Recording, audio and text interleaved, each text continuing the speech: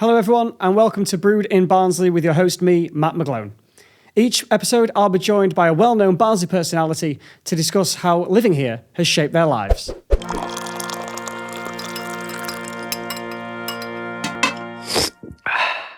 On this month's episode, we're joined by YouTuber Lee Hinchcliffe. Lee, welcome to the podcast. Thank you very much for having me. It's called Brewed in Barnsley. Yeah. You're not here to drink beer or anything like that or brew anything, but it's called that because you yourself have been brewed in Barnsley, made in Barnsley, and loads of people in Barnsley, of course, enjoy a good cup of tea. Yeah. So I thought I always start my podcast by asking, do you like tea? I don't want to offend anyone, but no, I don't. but my girlfriend does. My girlfriend does. So I suppose that substitutes it. I always make her a cup of tea. So that's kind of my thing. I'm just like water or orange juice on a morning, something nice and fresh. But I just find a cup of tea just tastes a bit like grass, doesn't it? It's like it's a bit like Tastes like grass? Yeah. What tea bags are you getting? We use PG tips. That's why. Well, are they not the good ones? They're never going to sponsor me now, are they? I don't. No. What are you, Yorkshire tea, mate? Yeah. Is that what it is? That's what Ellie's nan uses. Yeah. But I always make her a cup of tea. Before she got pregnant, she can't have it at the minute, but yes, it was always... Congratulations, by the way. Thank you. We'll talk about that a little bit later on, actually, as well. So how does she take a tea then? This is what I do. So I'll get the cup and I'm going to do it in this very specific way. So I'll brew the kettle, and then I'll do tea bag in cup, water. That's right, yep. Then... I'm trying to think which one is it now. Yeah, I've not done it in a while. So tea bag in cup, then water, then a bit of milk. Okay. Then sugar. Stir with the tea bag in. Okay. Stir. Yeah. Squeeze the tea bag off. Stir again. Tea bag in a bin. I'll live with that. Hand it over. That's all right. At least you don't put the milk in first. That's no, none of that. I think I don't drink it, but that's weird. Yeah. It's too weird. Yeah. Well, you're the first person on this podcast that said that you don't like tea. Yeah, I'm sorry about that. Officially. I think we had one that said coffee, but at least there was a hot drink. Do you drink coffee? Yeah, but only iced coffee. Okay. So it's got to be... You just like the cool stuff? Yeah, like either like an iced one or a frappe. I can't do... For some reason, hot coffee just tastes too coffee. It's a good job we just got water today. There's no tea on the table. Yeah. Which is good. So, Lee... We'll talk a little bit about your career and what you're up to and everything, but you are from Barnsley. Yeah, I am. Do you still live here now? Yeah, still living. I've not got any plans to move out. I've thought in the past, like London, Manchester, with like work and stuff like that, but it's never, if I need to go to London, I can either get a train from Barnsley straight to Sheffield, then London, or we can go Doncaster straight into London. It's just easier to commute and then come back home rather than living there. It's too mental. Because the reason you're talking about that is because your job essentially is YouTube creating, but also you do a bit of CBBC presenting, so you're a busy man. Yeah, there's a lot going on. It's there's just social media, YouTube, and then for CBBC I'll go to Manchester, so it's easy to get a train from either Barnsley or wherever to go straight to Manchester. But yeah, it's just a bit mixture of everything. It's just all going on. That's why my brain's just constantly I'm amazed and delighted that you've managed to give up some time to come here today, to be honest. I'll always do it for Barnsley. I've got to do it for Barnsley. Yeah, and so how did it all start then? What got you into YouTubing and content creation? I've just got a weird thing ever since I was younger that I didn't want to do a normal job of like going to an office or like at first I was an apprentice electrician when I was 15, 16. But I've always wanted to be some sort of like, I just know that I'm just... Celebrity. Not a celebrity, but just some sort of like entertainment, like performer. I'm just a bit too mental to be normal in a way. So I started making videos when I was 11, and that was like not even what I'm doing now. It was like scooter edits when I was riding scooters and stuff with my mates down at a skate park. And then we went into like Minecraft videos, Call of Duty videos, the gaming, normal gaming stuff. And then after that sort of fizzled out, there was like a group of us that all had a channel, or we had joint channels, and we'd start one, upload a few videos and then stop it. And then a few months later, you start another, and it was just a cycle. And then I got to sort of like 14, 15, and then I discovered these big YouTubers in the UK that were Joe Sugg, Alfie Days, Zoella, like the core UK YouTube scene at the time. They were just doing vlogs of them just being daft with the mates. And I thought, I can do that. If they're being daft on camera, I do it at home, I can do that. And I just I just started it. I didn't tell anybody. In fact, there was one friend at school. I said, "I'm going to do this. Don't tell anyone. Don't tell." And he didn't tell anybody. So Ben, if you're out there still, he kept the secret for a while.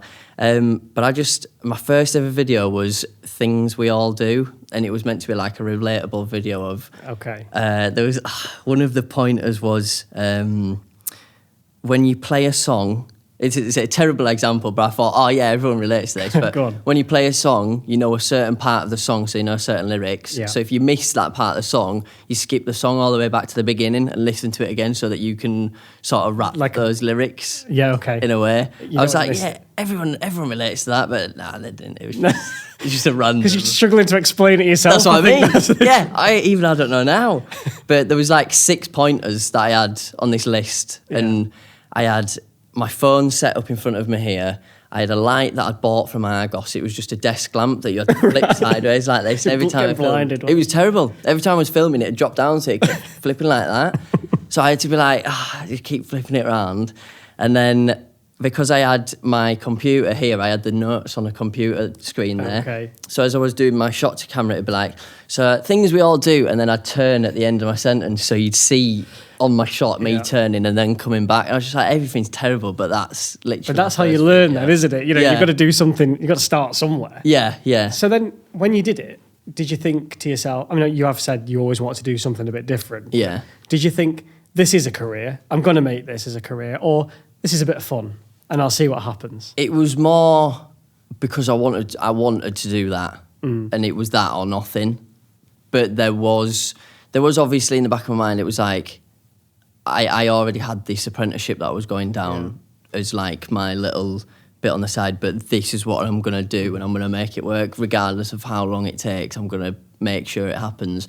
So I was kind of naive in thinking that, because I could still be going now and and not be doing it. But I think that's kind of why it happened, because I had this like drive and belief of wanting to do it. I didn't want to do anything else. That's the thing with me, with content creators. I admire you, because I don't know how you sort of keep doing that. Like you said before, when you were younger, you set up a channel and you stopped it, set up a channel, stopped it.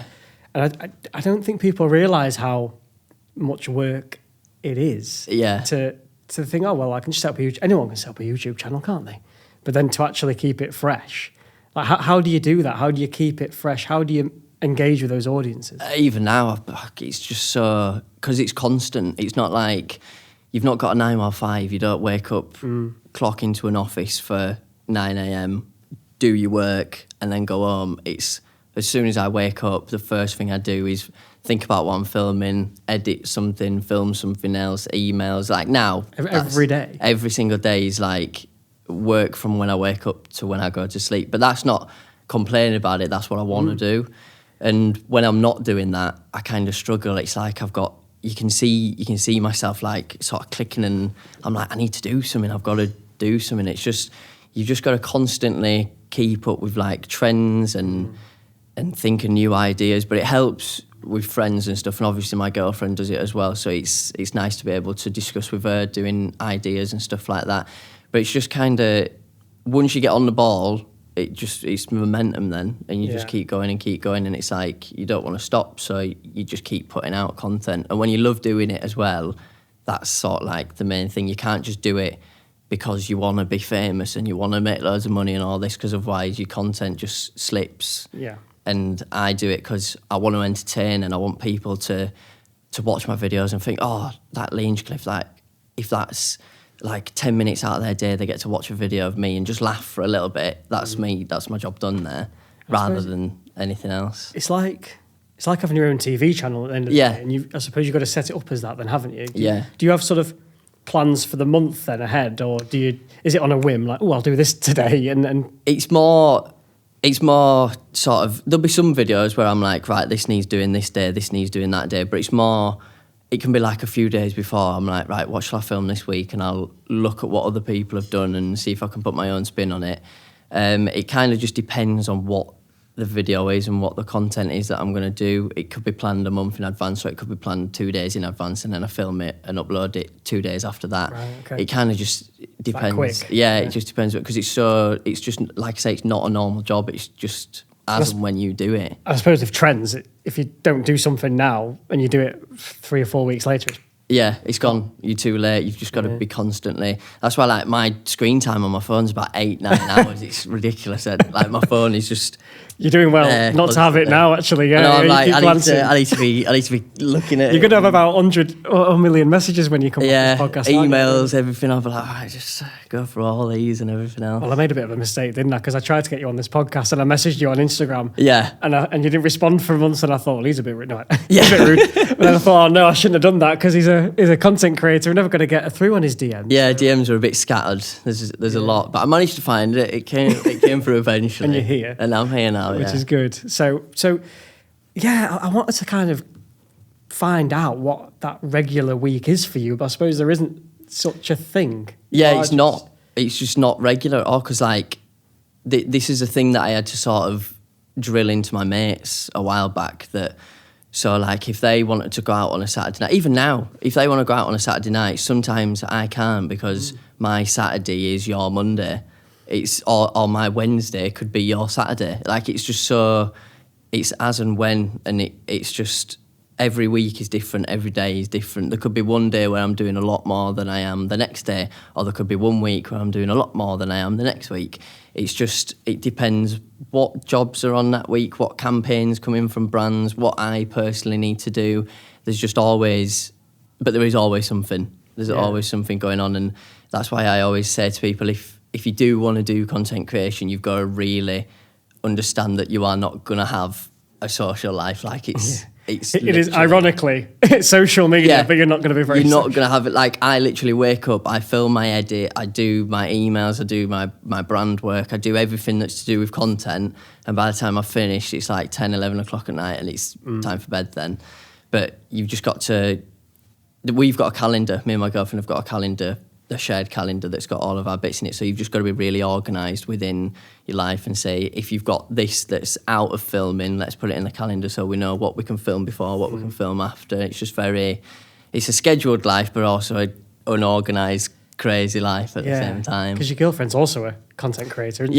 Yeah. So it's a mixture of both of us. She's got all her stuff going on, I've got my stuff going on, then we've got stuff together, and then that's just sort of content life. Then we've got to fit in family, friends' birthdays and things like that. I rarely see, so like my friends will go out in town nearly every weekend now, and I'm like, I just can't. If it's someone's birthday, let me know. I'll be there. I'll come out for a special occasion. But if it's just I might have to film it for the YouTube channel. Yeah, I'm going to film it for my Instagram or TikTok or something like that. But if it's someone's birthday, I'll be there. But if it's just a random Saturday, I'm more than likely going to be at home filming, editing, or away doing a job, something like that.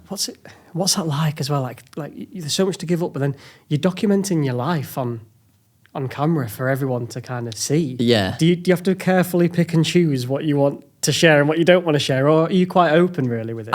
Everything in my life from the age of 15 to now 25 is online, literally everything. But obviously I'm going to have to sort of pick and choose now because we've got the baby coming. So we've kind of got to pick and choose. But a lot of people have said, are you going to film the birth? And I'm like, yeah, I'm going to. Within a good angle, I'm not sure. But I'm gonna. I've got to do it. But I've made a joke about it because I've kind of like, I've been saying, am I going to be one of those partners that faints while their partner gives birth? Well, that'd be interesting. And I'm like, that's what I mean. I've got to film it. If I capture myself fainting, well, that's a clip. That's it. But obviously, I'll do it within reason. You know, like we have said, even Ellie's agreed, like she wants to film it just to capture the moment, but obviously not from the angle of the child coming out. Okay. That's a bit different. But we'll set it up and I'll be there for her, and then we've got it even as a memory for us too. We've got it to watch back then, because that's the beauty of doing content creation. Everything you do, even just a day out, we've got that as a memory. And now we're going to have the baby. We're going to have from when it's a girl that we're having, by the way. So we're going to have when our daughter's born. All these years now of her growing up, it's all going to be documented. And when she's, 10, 11, 12, she's going to be able to watch all these back and think, oh, that's what we did on that day all these years ago. And she's going to be able to watch everything back in chronological order. It's an interesting way to look. I mean, I'd say I'd never want other people to see that kind of stuff. Though I'm like, I'll document it myself on my own private channels. So I think it's quite brave, really, to put that out there for everyone to see. I suppose you are helping people in a way, because they might think, what is that experience of childbirth like from both perspectives, and your videos maybe are telling people that. But. Yeah, it's weird because even simple things like wearing clothes, like there's a lot of clothes that I wear in videos or on Instagram, and people comment or reply to my Instagram DMs and pictures and like that, asking, what's that top you're wearing? What's these jeans? I know that's completely different to birth, but just on like a scale of showing people things, it's like they get to see the cameras that I use. What's that camera you use? What do you use to edit? All these questions, they get to see it all because they're interested in potentially doing it themselves. I get to then say, oh, we use this, we use that. Oh, it's this jumper, it's these jeans, go get it yourself. It's just a completely different world. But it's nice to be able to show these people these things, and then if you end up meeting them in public at some point, they might say, oh, I'm that person you told me about the T-shirt for. And I'm like, oh, you're wearing it? You're just like, it's so random. And well, you were talking about this before because you were talking about getting recognised now. Yeah. You're at that point, I think. Well, you've been at that point for a little while now in your career. Yeah. What's that like? It's mental. It's mental, but I love it because it's, for me, I just upload videos and then I see numbers on a screen. I see whoever watches my YouTube vids or TikToks, Instagram, whatever, and comments as well. Obviously, people comment and I get to be like, oh, this is the person that commented, but then I actually see them in person.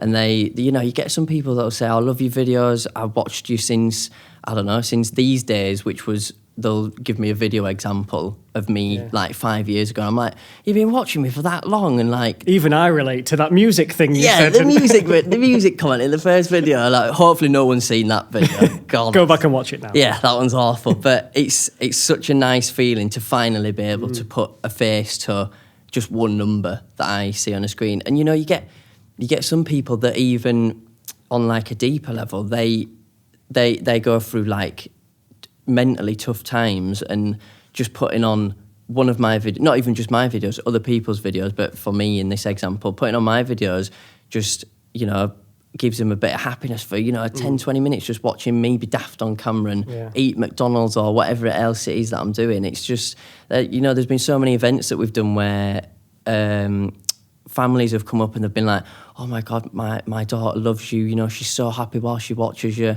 Any other time, I can't talk to her, blah, blah, blah, but when she's watching your videos, she absolutely, and it's just, like special moments like that, especially when the parents are telling you about their kids, it's like, that's more of a reason to keep going rather than, you make this money, you do this, but like they're the moments where it's like, this is why it's worth doing. Yeah, and I suppose you don't, like you say, you don't see that, you just see the numbers. Yeah. You sat there making these videos in your own home half of the time. And, And then, it'd be nice to know that people actually are watching it, but they're real people, aren't they? And it makes you realise what you're doing that content creation for. So yeah, that's the main reason. It's fascinating, And it's not just content creation that you do now, you're on CBBC as well. You've transitioned to the TV rather than just being online.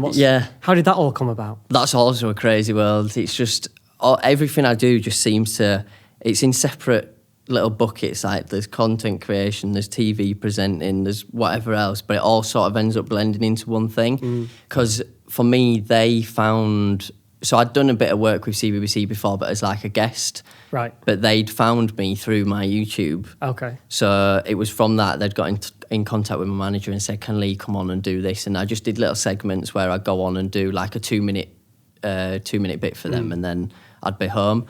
But I was actually meant to go as an actual presenter before COVID. Right. And then COVID hit and they wouldn't allow anyone else in studio, so they had to keep people that they'd already got and also do stuff at home. Yeah.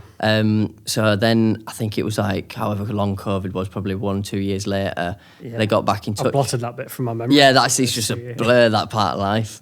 But they got back in touch and they said, oh, one of our presenters is going on Strictly. We've got a gap now and we can have people back in studio.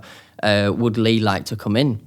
And usually when you do sort of like TV presenting, you go through the ranks of, you'll have an audition, you do screen testing, make sure you can talk into a mic properly, make sure you can deliver your words, make sure you can use a talk back because you've got people talking in your ear. Yeah. All this different stuff. And they basically said to me, come in one day, because my mate Joe was presenting on the show, and just shadow Joe, just watch what he does. So Joe went on, and I was just literally sat back like this behind the camera, just watching him. I didn't have anything in my ear. I didn't have anything. I just watched him for the full day, just talk, and that was it. And then literally the weekend after, I went in on the Monday, I went in the studio. I was like, morning, Lee, you all right? Give me the talk back. I went, off you go. Get on there. I was like, what? No practice? No, just go out there and talk. All right, then, yeah, just put this thing in my ear. And it was like all silent. And then I bobbed this thing in my ear, and there was 6 people speaking in my ear at one time. There was the producer, the director, you've got the lighting people, you got the sound guy, there's a person that talks in your ear as well that gives you the countdown to when you're going to be live and how long you've got left. So I went from just speaking to speaking while all these people were telling me what to do as well. And I was just like, there's lots going on in my ear. But it just all sort of came out. And that wasn't an audition, that was... No, that was live. You're on? Yeah, that was, here's your earpiece, off you pop. That was it, just live TV straight like that. And it was just, I kind of just had to be like, well, I've just got to suck it up now and just get on with it. It all went well. Well, yeah. So do you still get invited back and do stuff on there now? Is it? Yeah. It's kind of changed. The way they do their scheduling and stuff's changed now. It used to be, so when I first started, there was a lot of presenters going on different shows, so I was filling a lot of gaps for people. At one point, I was doing like 4 days a week. Right. Which was quite mental because I'd gone from doing none of it to you're in here now. I was in there. So I went from 4 days a week, and then it was getting to the point where I was sort of like doing so much in Manchester that I was losing out on doing the content creation at home. So I had to be like, right, I need some sort of balance here. So I had to cut my days down a little bit, and it went into weekly. So I'd have a couple of days a week there, and then I was back at home, a couple of days a week there, back at home. Yeah. That was a nice routine. And then ever so slowly, it's got down to like, I go in a week, and then I might have a different week where I'm at home for the full week, and then I'll have another day in studio, because they do it in pre-records. So you get a morning full of pre-records, and they put them throughout the week, and then they have an afternoon on a Friday, which is live TV then, and that's all. Whatever you say then, that's it. Yeah. That's what you're getting. That's when you've got to be careful working with Hacker the dog. Yeah, Hacker the dog. He's a piece of work, that thing. Piece of work. He is probably one of the best, like, I don't even know how to explain it. He's like one of the best quick-witted, not humans, that I've ever worked with in my life. It's like anything you say, there's always an answer. Yeah. And you've then got to have an answer to his answer. Is any of that scripted? Is it just... Oh, no, it's just straight off the cuff. Yeah, just everything is just... Because there's a clip on my Instagram or TikTok where there was one part where Hacker was actually answering one of my questions. I think I'd said to him, they didn't get it right, did they, Hacker? And he shook his head and he said... No, they didn't get it right. And as he said no, his tongue fell out. This was live. So I was just like, whoa, he was there and his tongue just fell out on me. And I just froze. And while I'm freezing, everyone in my ear in the gallery is laughing. They are absolutely howling. And I'm like, well, I've got to carry this link now. So I was just made a joke. And I was like, your mouth just fell out. His tongue was on the floor. He couldn't speak anymore because he didn't have a tongue, so he couldn't speak. So I just had to carry this link for the rest of like the 2 minutes that we had, just out of my brain. And we just went with it. And then at the end we were like, oh, let's go sort you out. And that was it. That was the link done then. Because there is that viral clip as well, isn't there, of Hackers? Everyone knows the Ordinary Men clip. So yeah, that one sounds great as well. Yeah, the Innocent Men. You've got to be careful with, Innocent Men. Yeah, yes. that was well before I was there, but now every time you go into studio, someone will mention that they're an innocent man. Yes, today is that just it's just a running joke thing now? Yeah, because every so often it just keeps doing around, it keeps going viral again, and it's just. And I even asked him about that. I said, what was the joke of Innocent Men? And he said there wasn't one. That's just what came out. Yeah, that was just the straight answer. It's the same thing. Everyone's laughing, and she's thinking, "I've got to carry this link." Now somehow, and she couldn't do it. But for that link, they fair play for not getting distracted too often by him, mate. Yeah, it is hard, but that's the fun of it. That's the live feel of TV. That's the best thing about it. And is that then where you want your career to go? Are you thinking content creation's forever, or is it maybe TV? Or I've always said, I'll never ever stop doing content creation because that's my bread and butter. That's what I love doing, and that's all on me. Like if I want to put this video out, I film it, I edit it. That's all on me. With TV, I've always wanted to do presenting as well, so I'd still love to go into TV presenting. But it's just that it's a lot harder to get into it because there's so many more doors to go through and people to speak to, and it's still TV's still a lot more traditional, as in you need to be on this show for a while, and then you might get onto this show, and then you might get onto that one, and then you're in the big books, and then it's so there's a lot more to do with TV. Whereas with social media, you could put up one video and it goes like that, and that's it. Then it's instant. But even with social media, it's not instant because you've got years of and you've got to keep the content going. You've got to keep it going as well. If you want to stay on it, you've got to keep it going. But I definitely want to get further into TV presenting because at the minute I'm just on kids TV. I'd love to go on to I can't even think of an example of a show.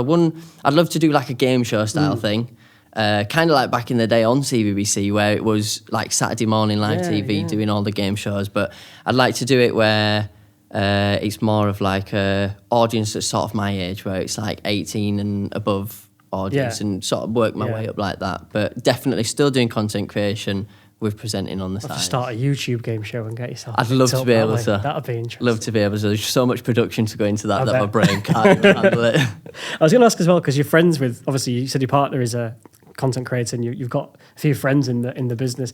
Is it a competition against them a little bit? Or no, there's no supportive? competition. Yeah, it's always, everyone knows that if you're on someone else's videos, it's going to help you and them. If they're on your videos, it's going to help you and them at the same time. So it's just always, there's some people in the industry that you probably wouldn't speak to as much because it's numbers and that's it. But with me, I've got like my core group of creator friends that it doesn't matter if you've got more subs or followers or whatever it is, we're just doing it because it helps each other out and that's it. And you love filming together. Yeah.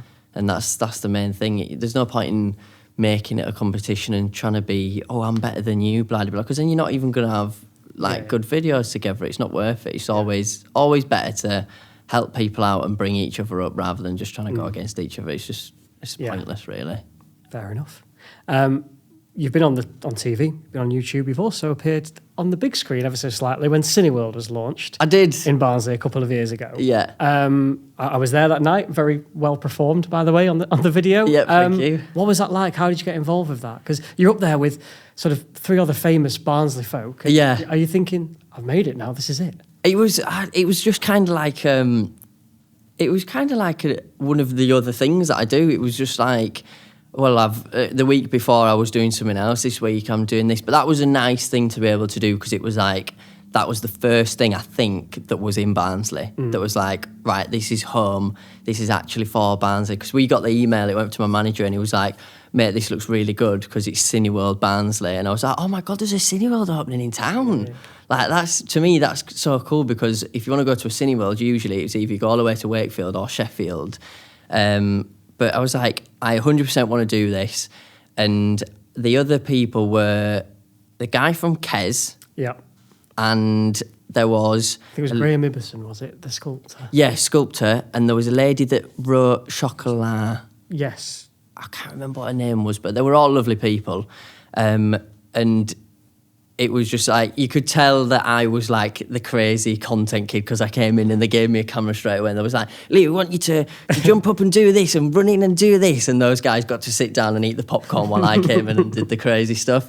But that was just a nice thing to be able to do because it was, for the first time, like I say, it was nice to be able to do something in Barnsley with other people from Barnsley to do something for Barnsley. And it was such a cool thing because when it all got put together, the opening night of the Cineworld, obviously I'd done premieres in London and whatever else, and whenever you go to London there's a red carpet in the middle of Leicester Square. That's where it all happens. And for the first time ever I pulled up to the Glassworks. I was like, there's a red carpet in town. How has this happened? Barnsley's got a red carpet event.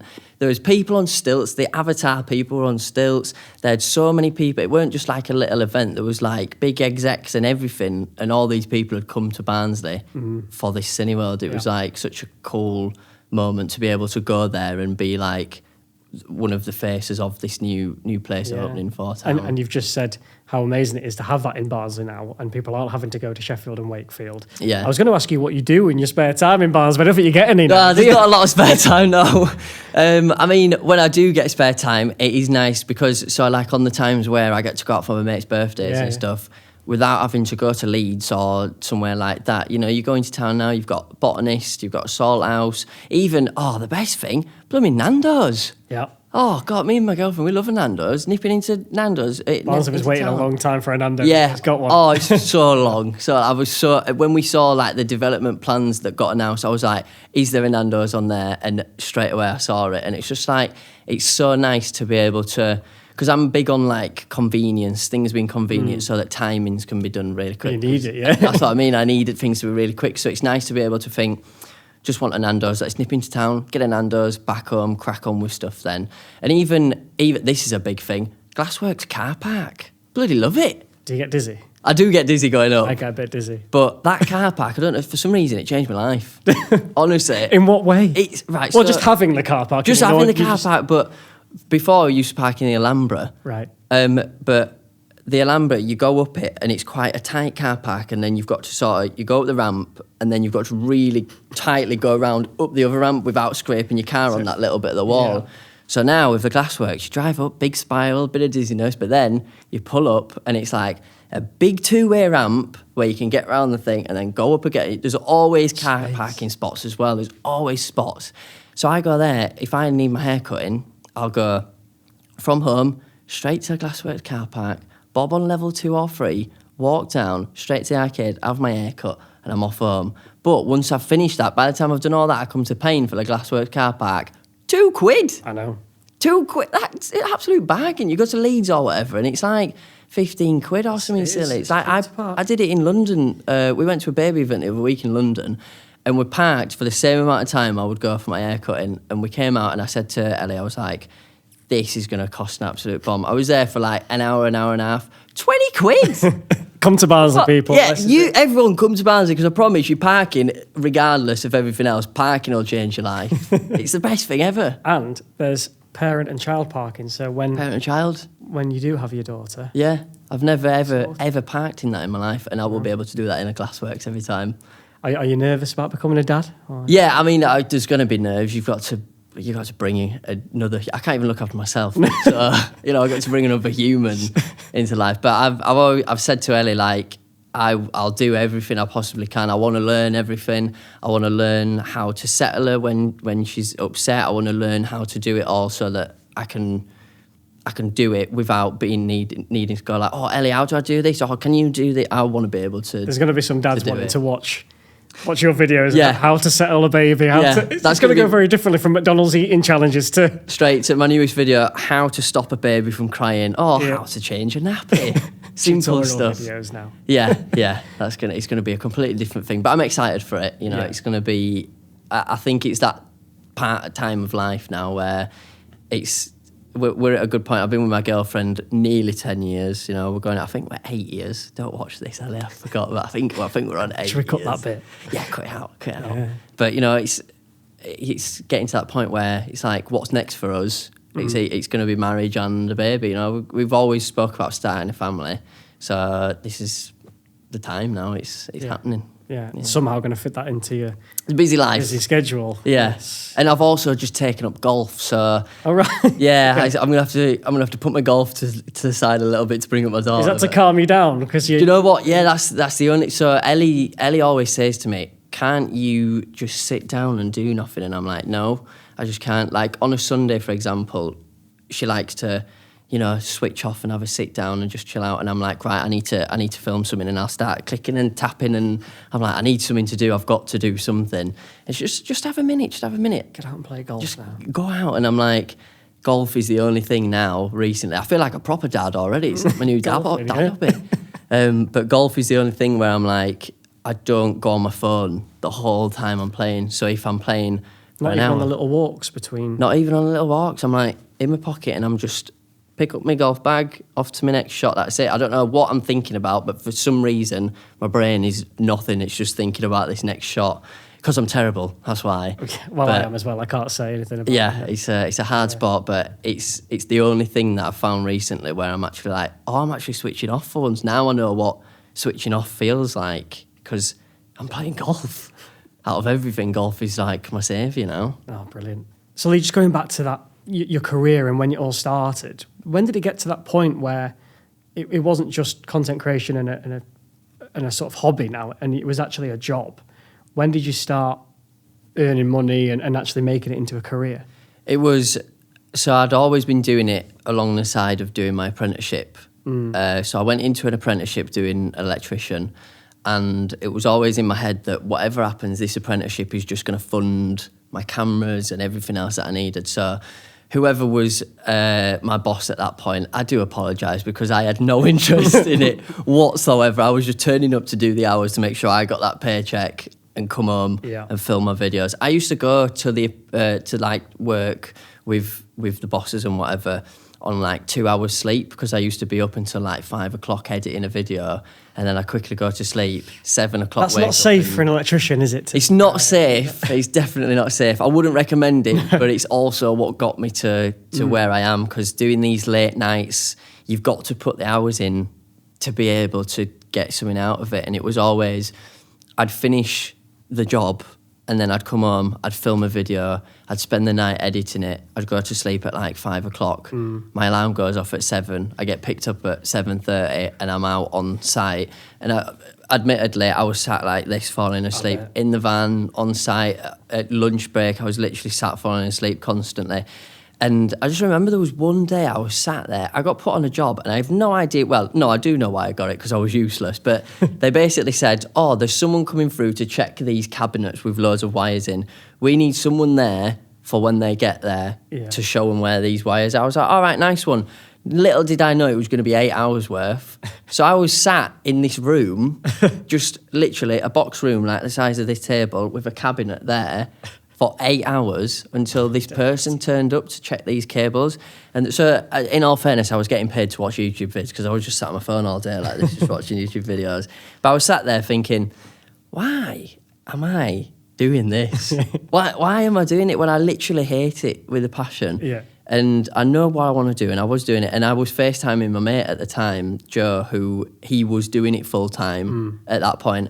And I was sat on the top of this ladder, and I was like, mate, I hate this. What am I doing? I need to sort it out. And a couple of months after that, I think I lasted about a year in this apprenticeship.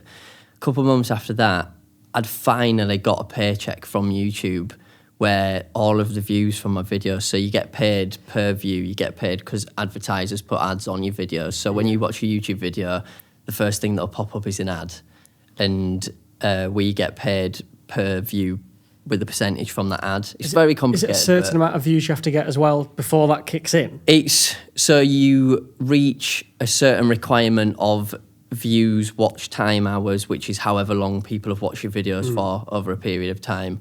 And you've got to get it within, let's say, 30 days, and then you can apply to YouTube for a partnership, and that's where you get your monetization from then. So it's not that you upload a YouTube video and get paid for it straight away. Yeah. Like, you've got to put the work in to get that, and then keep putting the work in to get it. So it's paid per view, but it also depends on one day, one view could be worth more than what it is on the next day. Right. I still don't even understand that to this day. Is that because people have watched adverts for long? Is that? It depends on, so it's called CPM, and this is going really deep into it. Yeah, we're good. It's really deep into it. But it's based on the advertiser's price of like how they rank your video, as in terms of being PG and advertiser friendly, basically. Right, okay. So the more advertiser friendly it is, the higher the CPM, the higher you get paid per view. The less advertiser friendly, you could potentially make nothing on it. Right. It just depends. That's simple terms. Yeah. It gets way We'll more leave it at that for now. that. But there was Yeah. eventually a month where I got the paycheck from my YouTube ad rev, and I remember it was £713, I think. And that was the first ever time I'd got an actual chunk of money from it. And the apprenticeship added up to £432 for the month, I think. No, that sounds a lot. No, yeah, £432 for the month, I think. And I literally went to my mum and dad, I was like, look at this. This is, they knew I'm I was earning doing more it. from Yeah, YouTube. they knew I was doing it, and they loved me doing it. You know, my mum and dad have supported me from day one. They bought me my first camera, microphone, like everything. They didn't care what I was doing. As long as I loved doing it, they was like, you know, we're going to help you do it. And it got to the point where I was said to them, like, look, this is apprenticeship, this is YouTube, which is more? And they was like, oh, is that on YouTube, this £700 one? And I said, yeah. And that week I said to them, look, I need to quit this apprenticeship to be able to put more time and effort into this content creation, because it was getting to a point where I was having to turn down events and jobs and things in London because I couldn't go to London on Because you were Monday. waiting by a cabinet for Because I was stood by a blooming cabinet for 8 hours, that's why.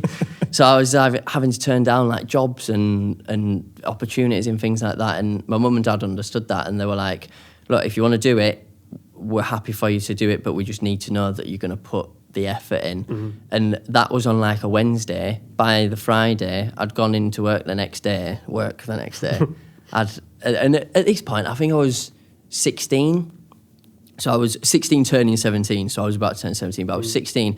You imagine a 16-year-old going up to his boss, and he was a big boss. I was like, excuse me, mate, I need to have a word. Make some videos. Yeah, I've never done this before. And I was just like, he took me into a room, and I was like, so you're probably aware that I do these videos. I need to quit my apprenticeship because it's doing well, and I just need to get on with it. And in all fairness, he was really supportive about it. He was like, I don't know what it is, mate, but it sounds like it's doing well for you. So, give it a go. And like, to be fair, you're rubbish at this. So actually, you got no chance to make it as a sparky anyway. So, but he was like, how soon do you need to go? Like, is it sort of, like month? Is that all right? I was like, tomorrow I'll finish. That was the Friday. I was like, he was like, you want to finish this week? Yeah, I need to be done.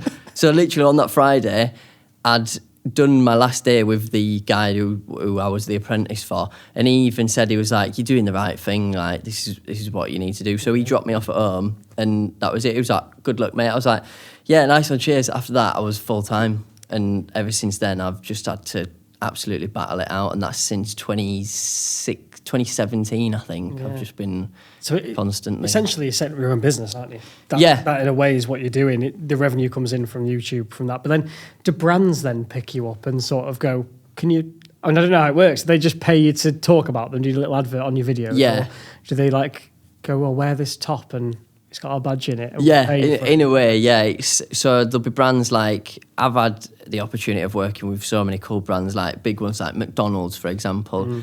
They might have a campaign where they want to promote... so I remember one of the jobs that I actually did for McDonald's a few years back was they wanted to promote employment with McDonald's, so like people coming out of college and stuff like that to get a job with McDonald's.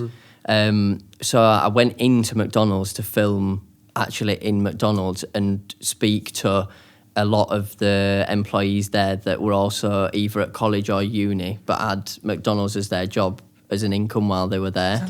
Such a giant company. Do they then just contact you and go, you're the man to do this? Or do you have to kind of say, I've seen this, can I do it? Yeah. You bid for it? It's strange because even now I wonder why brands pick me. But it's not always just me, sometimes there might be. So brands will have this campaign that they want to do and they might select a few creators and you just end up being one of them. But obviously they work, so a brand will have an agency, and the agency outreaches then to creators to do this promotion, and they have a fee. So they'll say, this is what we've got for this job, does this work for you? And you sort of negotiate about, and then it's like, yeah, we're happy to do it, and then you do the content. But I always, even some jobs now, my manager comes to me and he's like, we've got this to come in, does this look good? And I'm like, yeah, it looks good, but why me? Why have they chose me? And even so, we're still like, we don't know. But they are, so you're doing something right. Yeah, it'd be nice to know, so you could keep doing that. That's what I mean. Because it's like sometimes there's some jobs where you are the only creator doing the job. You don't see any, because usually when you do a brand job, you see a couple of other creators that you're mates with who post sort of similar ads. So it's like, they're doing that job as well. I'm doing this job. But there's a lot of ones where you post and I'm like, no one else is posting this. Why have I been picked for it? So I think that's kind of like imposter syndrome as well, because I get that a lot, where it's like I've been in rooms where I'm like, I'm not meant to be here. I'm just a little kid from Barnsley. I'm not meant to be in this room, or the room speaking to like TV execs. I'm like, I'm not meant to be in here. Or a job that I get, I'm like, this is not meant to be my job. But it just, things keep happening. The main one that I always think was like a really crazy one was last year, I think it was, we got picked to do some presenting with Nickelodeon. Right. Okay. And Nickelodeon took us out to Abu Dhabi and presenting in a week in Abu Dhabi. Wow. A year before that, a few months before that, I'd presented with them in Malta as well. But like the whole running of that, I was like, how did you decide on me? Because I was the only person that was doing it. I was like, how am I the person to do this? And the lady who basically chose me, she was an exec in LA. And she basically said that she'd seen my videos, and also one of the people who worked behind the scenes at Nickelodeon was in contact in a previous company with my manager. So they were friends, and his boss was the lady from LA. So it all sort of trickled down into one. It's all about who you know, and it's just... Well, yeah, and it's about putting yourself out there. So I was going to say, if there's any advice for anyone watching and listening to this now that's thinking, I could be a YouTube creator, I suppose there is sacrifices to make. Yeah. Put yourself out there and...